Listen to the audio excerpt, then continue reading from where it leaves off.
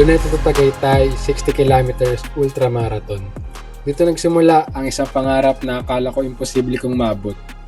Mula sa isang beginner runner na puno ng doubts, hanggang sa bawat hakbang na unti-unting nagpatibay sa akin.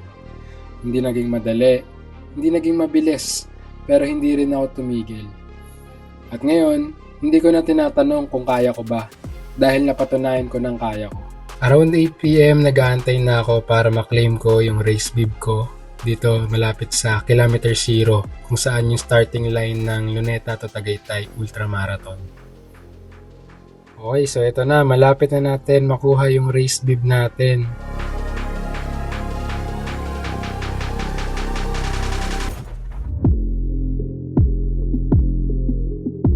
Okay, so naklaim na natin yung race bib natin. Yung race bib number natin is 0301.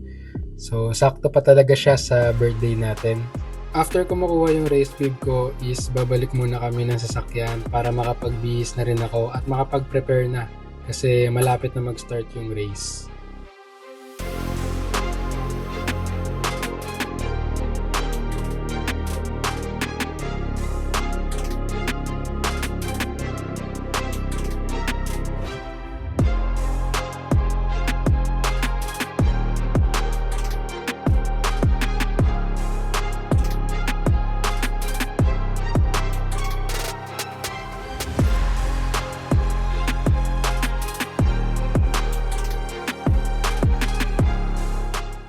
Okay, so pakita ko muna sa inyo yung mga baon natin para sa race na to.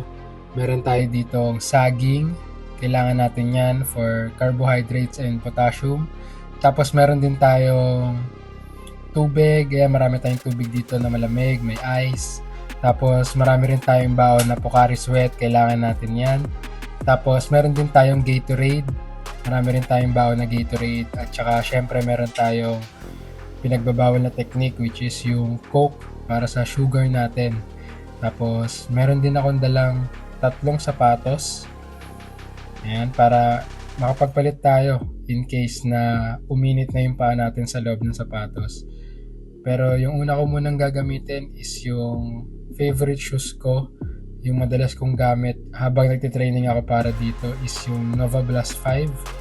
Pero may baon tayong Gel Kayano 31 tsaka yung Adidas natin. And so kain muna tayo ng saging, tapos kuha na tayo ng isang Pocari tsaka isang tubig. And then proceed na tayo sa kilometers.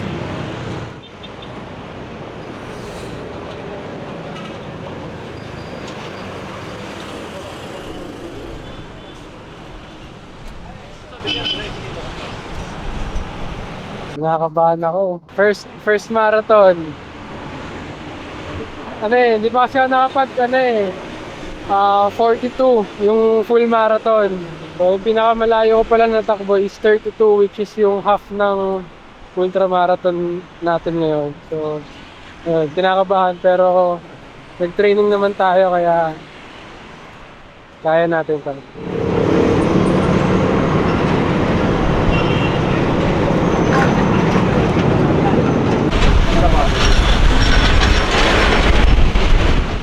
Natakbo kapag mainit na. Madalas kasi yung takbo ko bago sumikat yung araw or yung paggabi ko. Paahon pa dun sa Tagaytay kaya doble yung hirap pag mainit.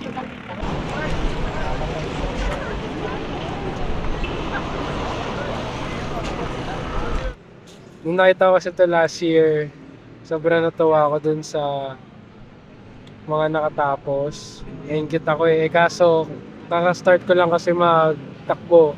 So, alam kong hindi ko pa siya ganun kaya talaga. Natuwa lang ako kasi ang ganda ng ruta Tapos ang finish line pa, People's Park. So, yun kasi yung pag nagtatagaytay kasi kami, madalas talaga. Gusto ko People's Park kasi wala, kita mo talaga yung view dun Tapos ayun, yung ruta nga sa Cavite, hometown.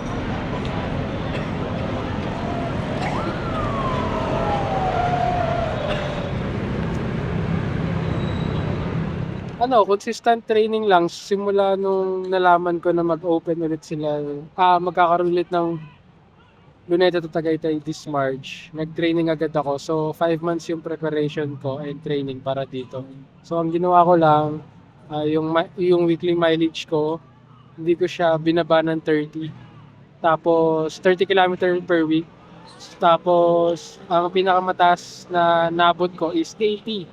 So mahirap kasi abutin yung high mileage kasi ayun nga, may pasok tapos mas active pa ako sa gym. So hindi na ganun ano yung time ko. Pero napalakas naman natin yung leg muscles natin tsaka upper body natin. So I think sapat na yon. Tapos yun nga, yung weekly mileage natin hindi naman tayo ganun kababa.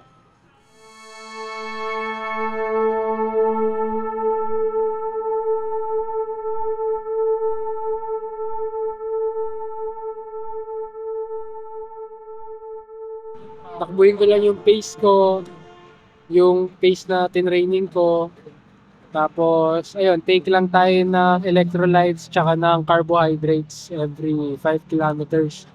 So, ayun, every 5 kilometers, kailangan mayroon tayong i-take. Hindi naman natin kailangan ubusin yung isang bote ng electrolytes. Basta importante may matake tayo and then pagdating natin sa yung medyo malayo na kain tayo ng mga saging or meron tayo din mga biscuits tsaka tinapay na baon eh. So yun yung kainin natin. Guys, ganito. Ganito guys. Lapitan mo konti. Guys, ganito. Bakit nagkaroon ng Luneta Tagaytay? Para ano lang to trivia. Ito ang training ground na may lupit. Kung gusto niyo mag-level up, naman BGM. Ito ang training ground namin. Babaho, malikabok, ang ilong maitim, ang binte, ang tawag doon, usok. Guys, ultramarathon to Guys, ultramarathon po ito Handa po ba kayo masaktan? Let's go, let's do this. 1 PM yung cut-off time. 14 hours from the gun start. 11:07, 11:10 yung start mismo. Let's go. This is it. Luneta to Tagaytay. 60 km, wala nang atrasan. Dito na tayo.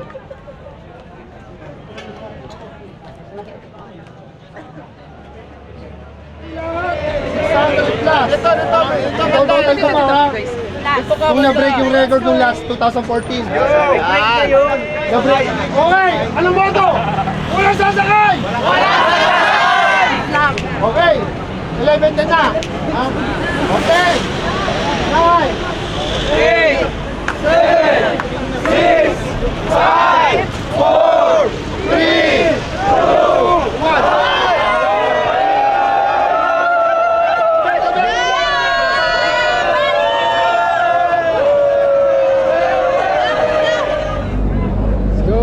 Start na!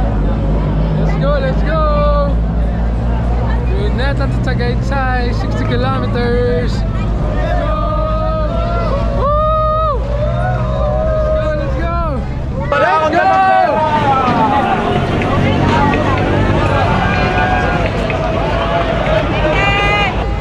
Let's go, let's go! So, kikitahin natin sila every 5 kilometers. Mag-aabang sila sa atin every 5 kilometers natin. Let's go! Pace natin 8. So 8 lang yung pacing natin. Zone 1 heart rate ko lang yun. Pero medyo natin. Kasi kahit mabagal, tataas yung heart rate natin pag malayo na yung distance. Let's go!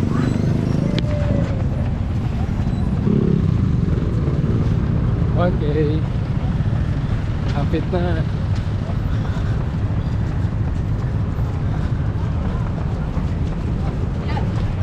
Okay, 1 kilometer in. Let's go.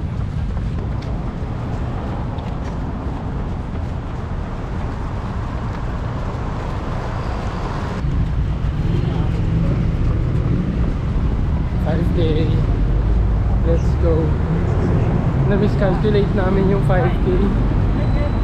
Parang yung napwestuhan nila is parang nasa 7 na yun. Approaching Baclaran Church. So yun nga, na-miscalculate namin yung 5K. Medyo malayo na sila. Siguro mga around 8K yun sila.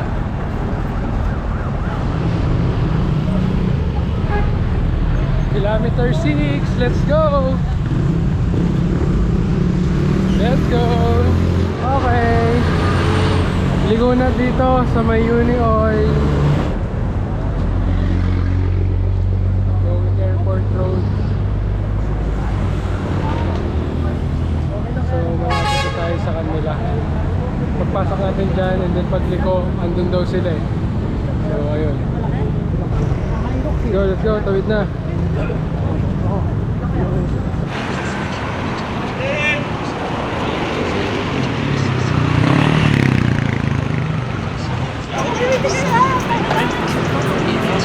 Kapilok ako kanina, pre.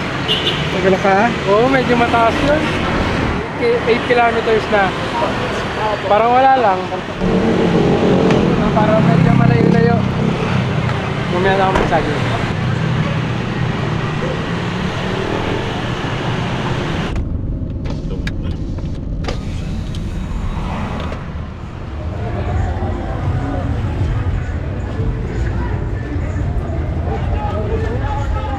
Turn right.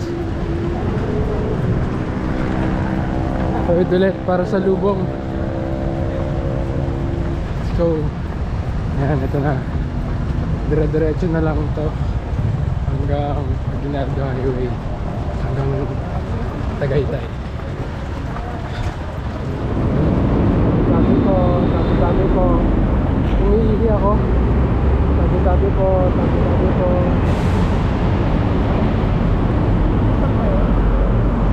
Dito tayo sa St. Paul College of Parañaque, La Huerta Barangay Hall, Hospital ng Parañaque. Let's go! 10 kilometer mark to. Confidence lang, baby. Confidence. Huwag natin isipin kung gaano kalayo. Enjoyin natin tong paglalakbay natin na to. Isipin mo na lang na na gusto kong pumunta ng Tagaytay, pero alam mo yon, makatipid. Ay, hindi pala makatipid kasi may support vehicle nga pala ako. Sorry. Pero ayun, let's go. Paglalakbay lang. Tuloy-tuloy lang. Sobrang nakakatuwa to kasi Caviteño. Dadaan tayo sa mga cities natin.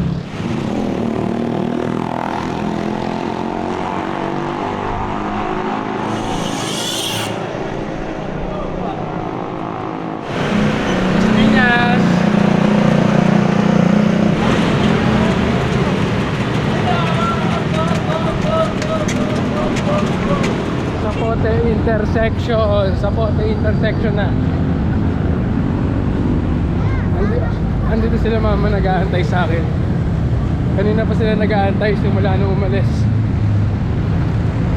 Go ladies! Go, go, go! 60! Go 60! Let's go!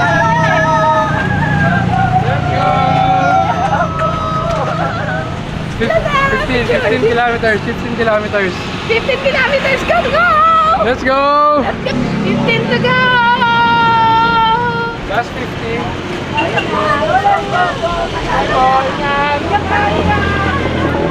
Sapote Palengke. Traffic.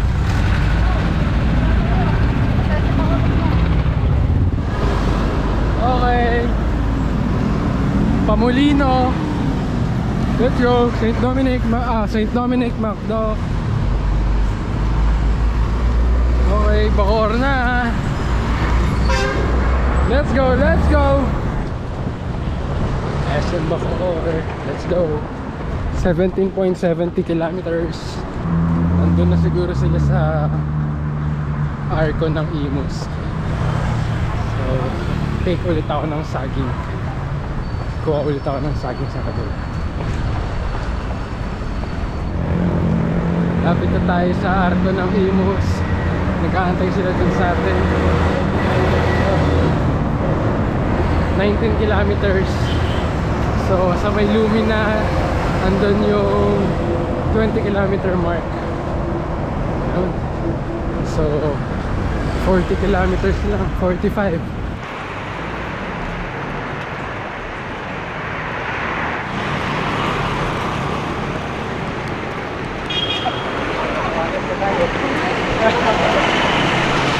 Let's go! Imus! Hometown! Sabing ulit. Imus, touchdown, hometown. Nadagdagan na yung kilometer natin kasi bumalik ako sa kotse. Sumobra na ako, bumalik pa. So, next stop nila, district na. Okay. Paliko. So, during ng training ko, kapag long runs, dito ako madalas dumadaan sa Aguinaldo Highway sa Imus. Okay, Imus Nueno, Lumina. Pagdating ng Dasma yun, simula na ng ahon. So medyo dito sa Imus, patag pa eh.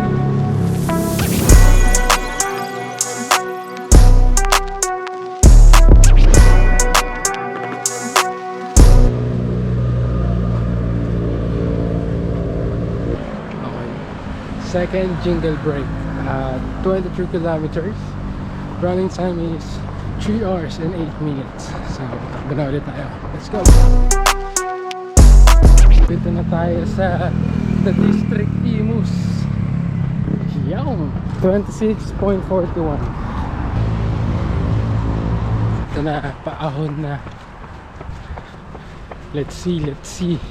So, starting ng Dasma hanggang Tagaytay na to, paahon. Bye-bye, Imus!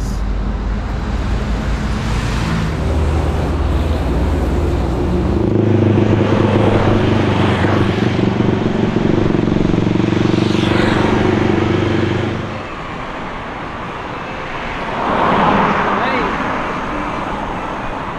2070. Dila? 27.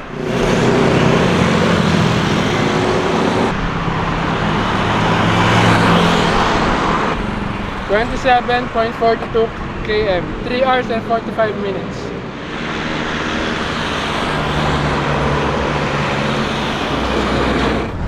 Approaching Salitran, Dasma, 3 hours 55 minutes, 28.6 kilometers. So almost halfway. Pero ayun, medyo nag-start na dito yung paahon. Pero dito sa Dasma kasi meron din siyang mga pababa onte. So parang rolling siya. Pero for sure, alam ko pagdating ng Silang to Tagaytay, yun, diretso na talaga siya. Ahon na lahat.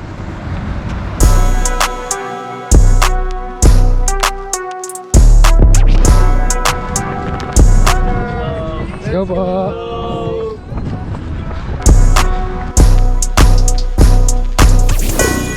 Okay, 31 kilometer mark. 31 kilometer. Kain na tayo ng gummy worms. Kailangan na natin ng extra sugar. Let's go. 35. Ang dami na. 35 kilometers. 7 kilometers away para sa full marathon. Eh kaso hindi naman to marathon lang.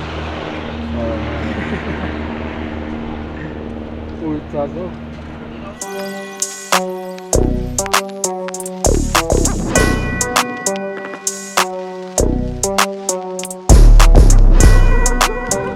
...37 kilometers. Lakad muna tayo sa recovery walk. Medyo masakit na eh. Makunat na yung ahon. Pero may palusong pa naman onte. Tapos ahon ulit. So recovery walk muna tayo.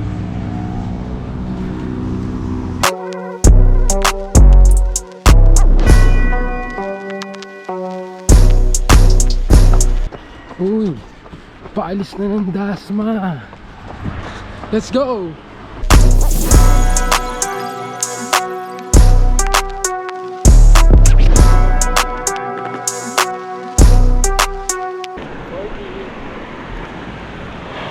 sapatos? 40K.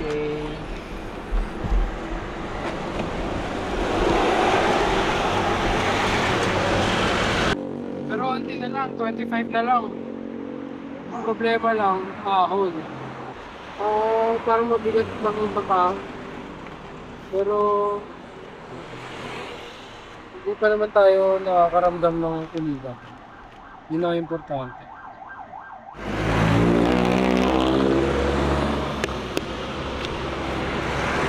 $40K. Let's go. Ay, dapat hindi ka. Sila!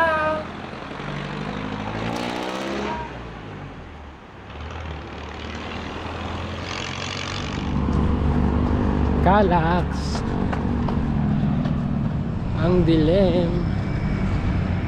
Hindi na ako kita. Silang proper left, Tagaytay right.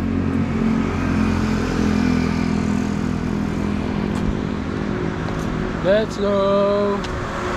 Onti na lang guys.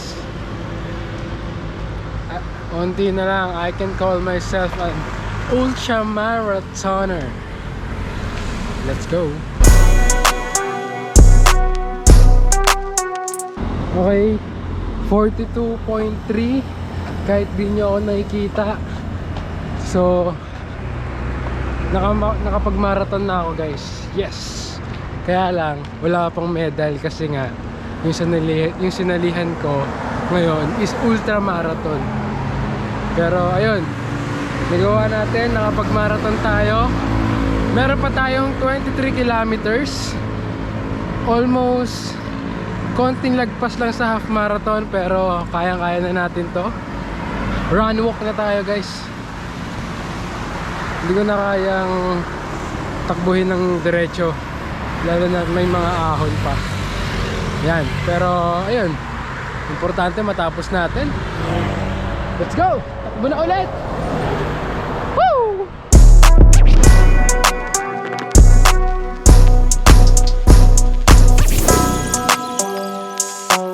Time check natin 5:33 ng umaga. So sana bago sumikat yung araw, mga nasa last 5 kilometers na tayo para kitang kita natin yung view.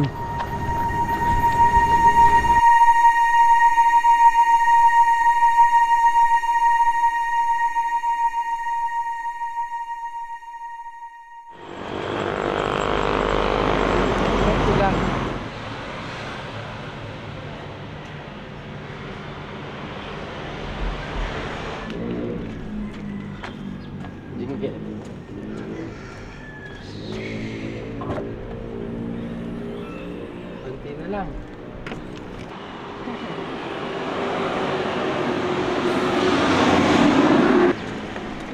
Sakto pag-akyat natin. Bakit na yung ano? Sakto lang. Yun. Bakit lang. 43. 6 hours 28 minutes. Parang nasa 20 kilometers na lang kasi nga sabi kanina hindi na aakyat dun sa pinakataas. So makukuha na yung mga entitlements dun pa lang sa baba. Let's go.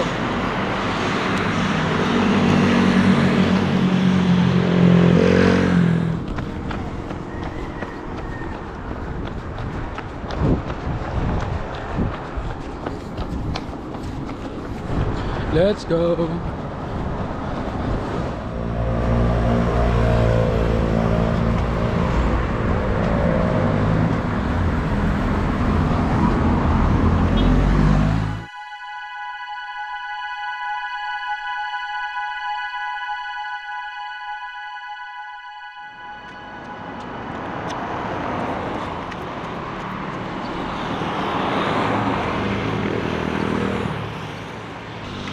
Patay pa ako. Gawin ko na ito.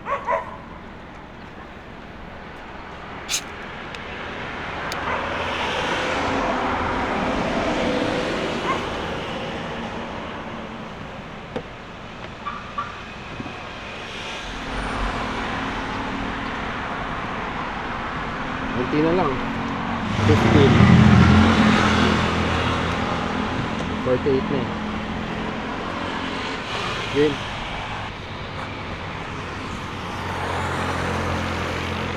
Pa.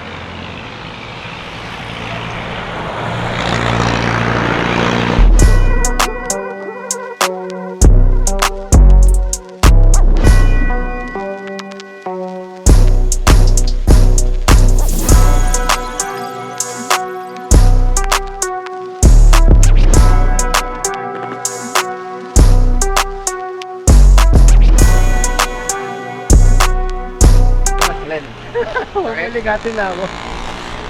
Konti na lang. Go!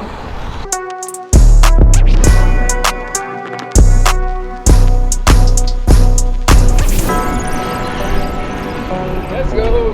55K!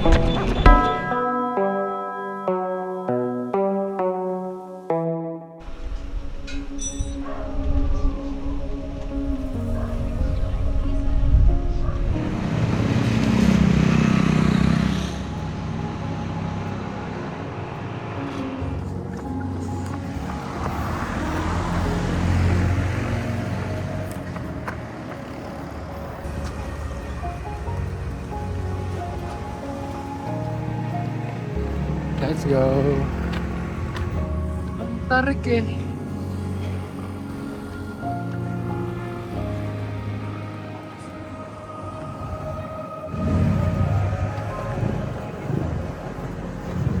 Init na.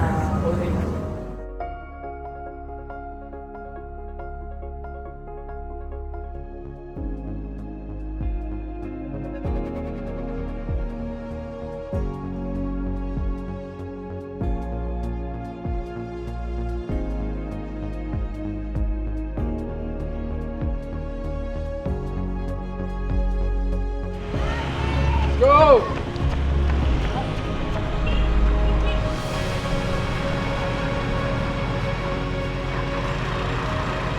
So, fake news. So, hindi pa pala last 1K yun kanina.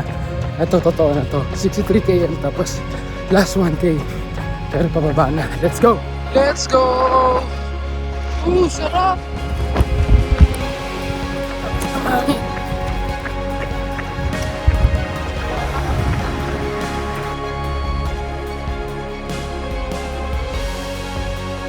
Grabe! Downhill lahat! Sakit sa tuhod! Binibilisan ko na kasi. Gusto ko na ito matapos.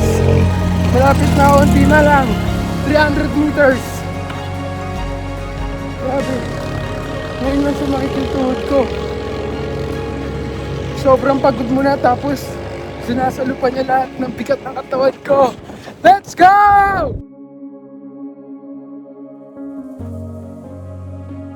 Let's go, sir. Congrats po. Congrats.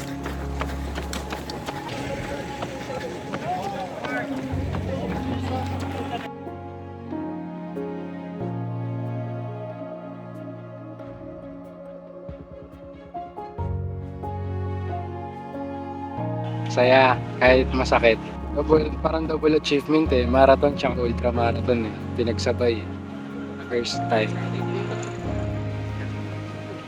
Medyo naparami yung lakad ko, which is normal naman siguro para sa first timer mag-marathon tsaka ultramarathon. Pero ayun, next time, yun yung gusto kong ma-improve na. So,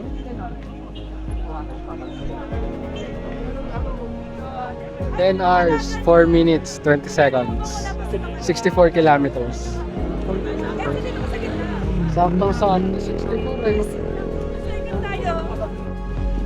Buti hindi mo pinilit yung sarili mo na sumali. Buti nagduda ka talaga. Buti hindi mo pinilit na sige, kaya ko. Buti ginaba mo yung pride mo kasi eto nga ako ngayon 5 months na train para dito. Akala ko hindi pa aabot.